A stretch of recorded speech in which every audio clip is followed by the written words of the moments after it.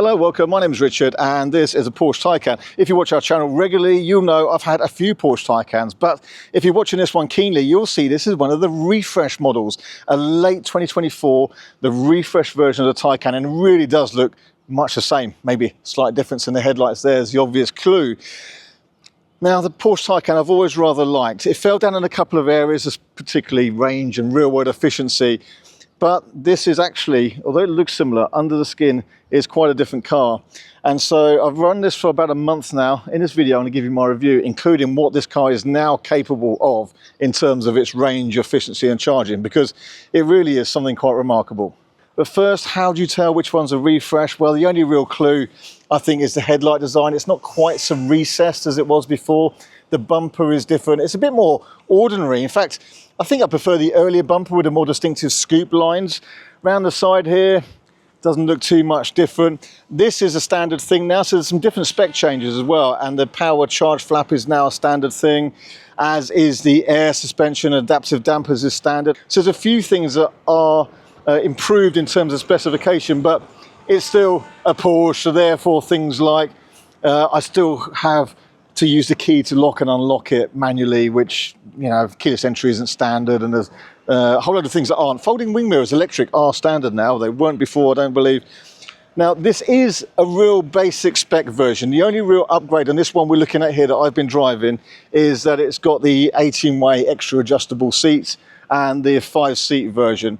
But otherwise, it is the bog standard version, rear-wheel drive, smaller battery. However, despite that smaller battery, it's got a much better range than even the biggest battery of the old version.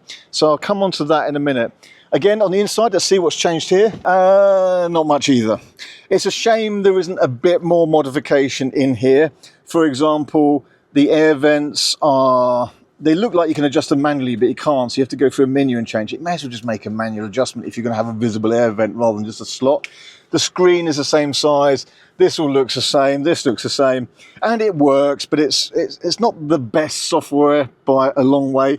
I'd much rather have actually a slightly larger screen and just some nicer user interface. And then in here, otherwise, well, it all looks much the same business as normal.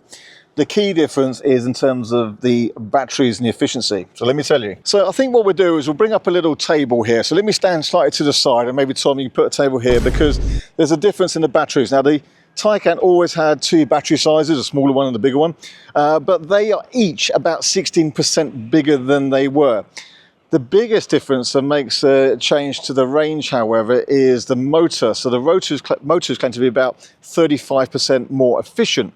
So bigger batteries by about 16%, more efficient motor by about 35%, a bit more power in the motors as well, so it's a bit quicker. And again, we'll include this on the table here, the comparisons. But it means that it's faster, notably more efficient, and it goes notably further. I did a range test in my previous, or one of my previous Taycans. In fact, it will be in a few videos of ours, but on one of them in particular, we drove that car until it died and couldn't move anymore.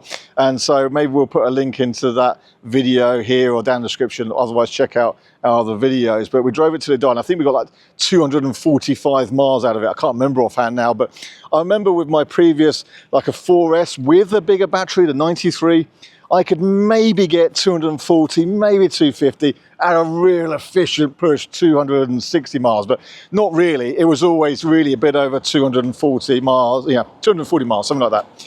This car, however, my first drive of this car was along the south coast, driving back from like Brighton area. And so it's got dual carriageway, it's got motorway, a bit of traffic, a bit of everything actually.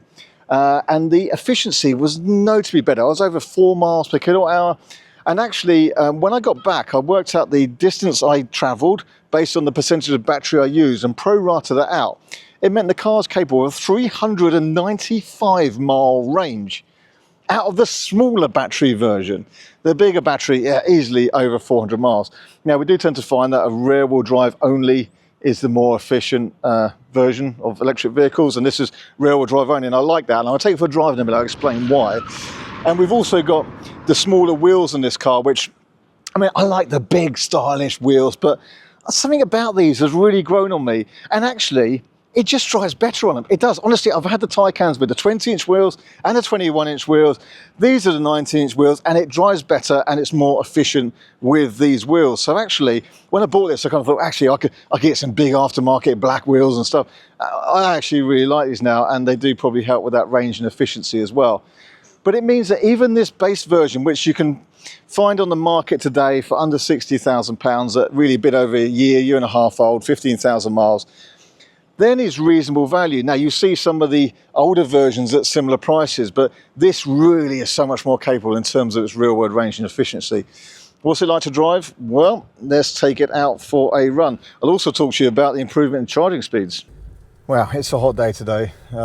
It's 30 degrees or so at the moment. Humid as well. So let's get in this car, cool off, and talk to you about how it drives, because ultimately that's my favourite part of a Taycan, is just how it drives. Now, I mentioned charging speed also improved. It was always strong before, 270 kilowatts peak, and I've shown videos before going from like 5% to 55% in just 11 minutes. I've had that on the Taycan, and I was also the driver of the Audi e-tron GT-RS with Matt Watson on the race from Inverness down to London. That's a few years ago now, but great video. And again, the Audi e-tron sharing the same battery. Fast charging car, honestly amazing. So there's always a strong point, but now it's gone from 270 kilowatts peak to 320 kilowatts peak. So this is like an ultimate road trip car, really. You can do 400 miles of range and then charge from 10 to 80% in a kind of 18 minutes or something like that, and then do another 300 miles of range out of that, or over 300 miles. So you could complete, let's say roughly speaking, a 700-mile road trip with, roughly speaking, about 15 to 18 minutes of charging time. That's it. So, I mean, that's not quick enough to stop and have lunch and stuff like that. But anyway, these numbers are important to people. It's ridiculously capable of road trips. Now, I did the, what did I do? Jan Groats to Land's End Challenge. I've driven all corners of the UK. I drove from Edinburgh to London non-stop in a Model S. I don't know if anyone's beaten those times, but this could beat any of those times easily. So if you're going to set a road trip challenge, this has to be one of the fastest cars you could cross continents in, for sure. So what do I think of this one then? This is actually my favourite spec, you know. I guess some of the extras would be nice, you know, not upgraded sound system and such like, but I mean the rear wheel drive one, and even the smaller battery, I thought, oh, smaller battery, but with 400 miles of range, I mean, it doesn't need to be any bigger. It means it's a bit lighter as well, because it's that bit smaller. 30 miles an hour, and I accelerate now, I'll go up to, there's 60. So that's quick enough, that is fast enough, right?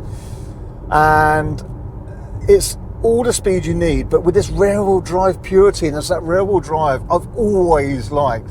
You know, I've got a history with TVRs and BMW M cars, and rear wheel drive, honestly, the feel of it is better.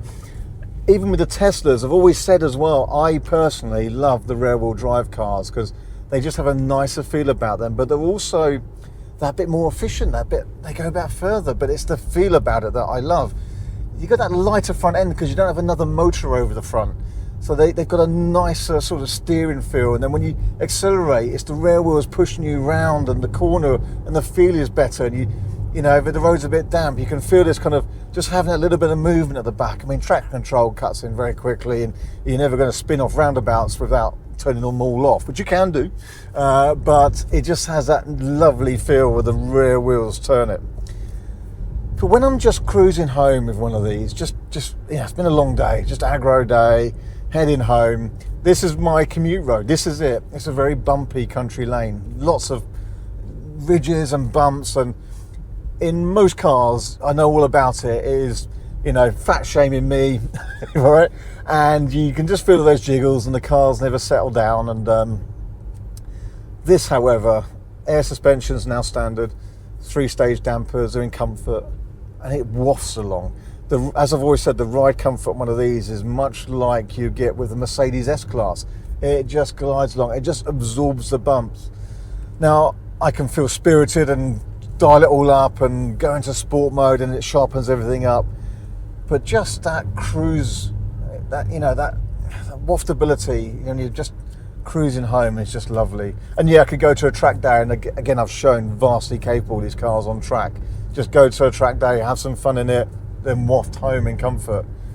And they're remarkable for that. And that's the bit really I've always loved about a Porsche Taycan. I don't really go for brands, and I think the software is pretty rubbish. I mean, Apple CarPlay saves it for me, but otherwise it's fairly, you know, simplistic.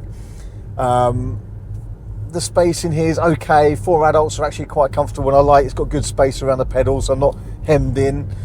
You feel nicely cocooned, and actually these are the 18-way seats, which means I can adjust all the bolsters in, and you know, you can really kind of settle into one of these, and they're just great cruisers. But it is just how they drive, the steering feel, the ride comfort. It's got all the performance you need, and it can do 400 miles. I mean, this is now electric cars traveling as quicker than I can, really, in terms of my bladder range and toilet needs. So yeah, it's remarkable things. There's just no need really to get the bigger battery. You can get the forward drive and the turbos, I hate the way they use that term, but anyway, the faster versions if you really need to go quicker. But this is the purest drive, this is it, and the smoothest ride, and a fantastic range. It's just an awesome car, and I love it, I really do.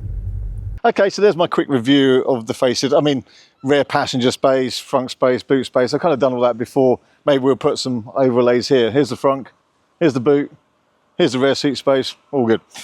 So yeah, it doesn't look much different, but actually to live with is quite a different thing. Just that much better efficiency, huge range, mega charging. What a road trip car. What a lovely, comfortable car to drive. So as ever, big fan. And all they've got to do now is just kind of get a proper set of reversing cameras in there, improve the screen and software, and then that's really a very, very lovely, perfect car. But yeah, big fan of the new Taycan. I'm due to be selling this one soon, but I kind of, you know, kind of delaying it really, you know, maybe kind of hang around a little bit. Yeah, we'll see. Right, well, we'll see you on the next video soon, hopefully. See you then. Bye-bye.